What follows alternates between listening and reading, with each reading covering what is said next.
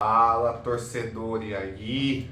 Um dia sem Copa, hein? Que coisa estranha, não sei vocês, hein? Mas, meus amigos, foi difícil. A gente acompanhando a Copa, né? Mesmo às vezes não vendo o jogo, a gente fica vendo o resultado, vê quem tá ganhando, acompanhando a tabela de classificação. E agora, finalmente, né? Infelizmente, hoje já não teve jogo, amanhã vai ter um jogaço, França e Marrocos. E já dá aquela tristeza, né, de ver que a Copa tá acabando, o São Paulo tá retornando, então acaba juntando uma coisa na outra ali que você fica, e aí, né? Mas a Copa tá valendo muito a pena, esses últimos jogos agora, a fase final vai ser ótimo, só tem confronto bom, como eu disse, França e Marrocos, tem Inglaterra e Noruega do outro lado, para mim vai ser outro baita jogo. Então acredito que ainda tem muita coisa boa para acontecer nessa Copa, muita surpresa. Vamos ver o jogo de amanhã, porque para a França não tá fácil, mesmo a França sendo franca favorita. Acredito que o Marrocos ali vai dar muito trabalho para a França. Eu até acho que Marrocos e Espanha ali as duas únicas seleções que ainda conseguem tirar a França ali do outro lado. Então acredito que vai ser um baita de um jogo às 17 horas da manhã, viu? Tô bem ansioso para assistir esse jogo, ver amanhã é feriado, então vai dar para acompanhar tranquilamente, tá bom? E uma outra notícia de Copa do Mundo, agora falando um pouquinho da seleção brasileira, acompanhei hoje os donos da bola e o Neto falou uma informação que eu fiquei desacreditado, cara. Tudo bem que eu acho que os jogadores brasileiros hoje em dia não têm o mesmo amor que o pessoal da época de 2000, dos anos 90, 80 tinha pela seleção, mas os caras, muitos ali simplesmente pegaram suas coisas e foram embora. O Vini, por exemplo, pediu para alguém retirar as coisas dele e assim que acabou o jogo já pegou suas coisas e foi para a viagem dele de férias. É isso. E se tornou a seleção, infelizmente, cara. A seleção, ela se tornou algo empresarial, cara. O pessoal dá pra ver que não leva mais a seleção a sério. Vi também notícias de que o pessoal levou um cara pra ficar filmando eles lá, pra tipo virar um documentário, né? No YouTube, os caras tá nem preocupados em tentar vencer a Copa do Mundo. É complicado, cara, é complicado. Eu acho que o Brasil não fez uma Copa digna, como eu já disse. Eu acho que sair nas oitavas de final sendo uma seleção brasileira é muito pouco. E também tivemos uma outra questão que eu achei muito bacana. Se vocês não tiverem a oportunidade, depois eu vou até passar aqui o vídeo para vocês do Quaresma falando da seleção brasileira. O que ele falou, cara, é uma análise perfeita. Eu acho que a gente não tem que perder a nossa identidade como a gente já perdeu. A gente tenta sempre copiar, né, os europeus, que dá certo, né? Os caras estão em outro nível de futebol. Você tira o futebol brasileiro hoje em dia, é um nível abaixo demais do restante do mundo.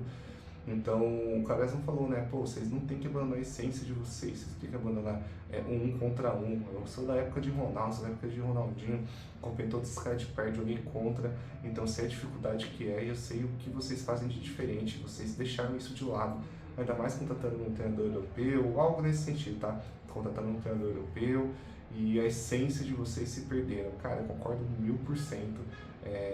Eu acho que pelo fato de tentar copiar muitos europeus, a gente deixou o nosso de lado, que era o improviso, que era a oportunidade do menino ali, o camisa 10 ser um cara mais diferente, o ponta ir pra cima. Então hoje em dia é tudo muito tático, né? Lógico que é o que o futebol pede hoje em dia, né? Tática. Mas o improviso a gente perdeu. Isso eu acho que não é vindo para os profissionais, é realmente já desde a base.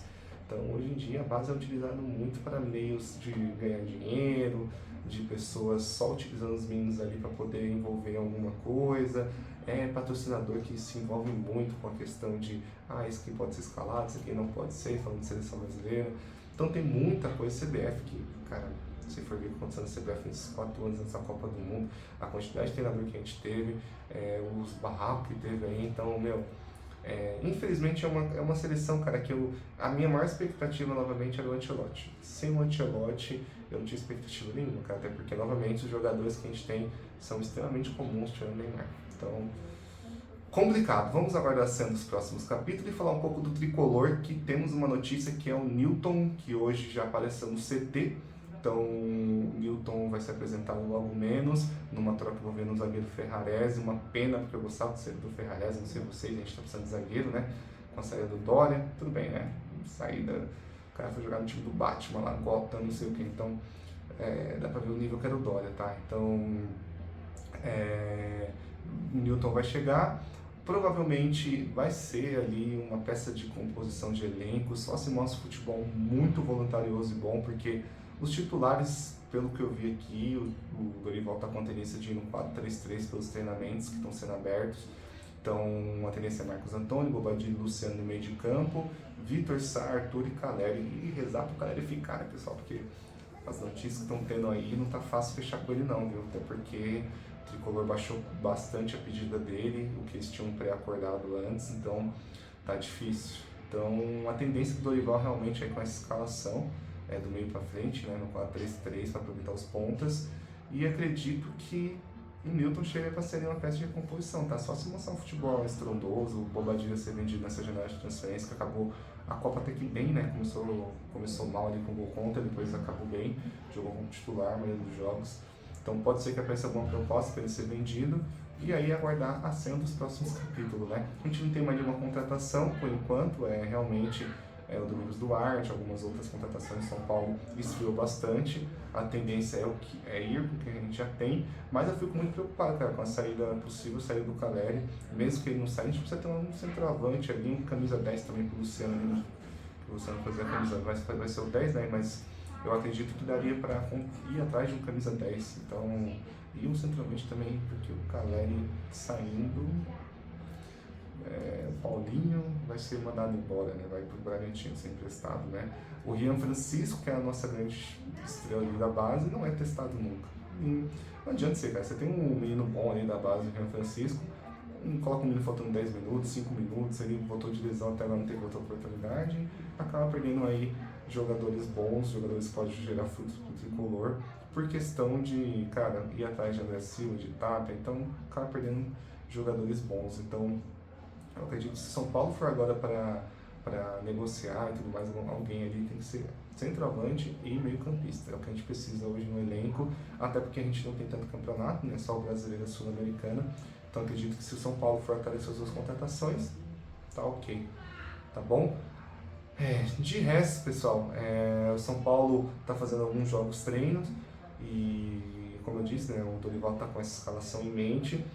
E vamos aguardar. Eu tô com esperança assim, um pouco reduzida no São Paulo esse segundo semestre. Estou bem preocupado, na verdade, que a gente não está mais bem no brasileiro e na Sul-Americana ali nas próximas fases. Vamos aguardar o que vai acontecer, porque temos que priorizar o brasileiro pela questão de que a gente não pode brigar por rebaixamento. E esse ano, com esse time que a gente tem, tá muito complicado, tá muito complicado mesmo.